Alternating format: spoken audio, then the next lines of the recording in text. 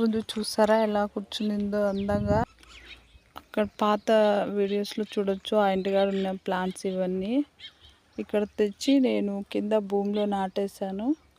మా కోళ్ళు కొంచెం ఇక్కడ ఎక్కువ అయ్యేసరికి ఇలా తయారు చేసేసాయి. అయినా పర్లేదు, ఫ్లవరింగ్ అయితే బాగానే వస్తుంది. అక్కడ ఎల్లో, పింక్ ఇవి రెండు ఒకటే కలర్, కొంచెం పెద్ద ఫ్లవర్ ఇదైతే. ఇక్కడ కనకాంబర చెట్లు అయితే దండిగా ఉన్నాయి. ఇవి వంకాయ చెట్లు, ఇదేమో సెంట్ జాజులు అన్నమాట. చూడండి ఫ్లవర్స్ కూడా ఉన్నాయి. ఈ మధ్య వర్షానికి కొంచెం బాగా గ్రోత్ అయింది. ఇది మల్లె చెట్లుగా కోళ్ళన్నీ తినేసాయి. ఇంకొకటి మందారం చెట్టు, కనకాంబరాలు, వైట్వి తెల్ల వంకాయలు అన్నమాట. ఇది మిరప చెట్టు అండి.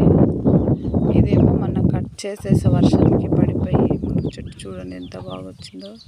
ఇది మల్బరీ అంటారు కదా, అది దండిగా ఉన్నాయి.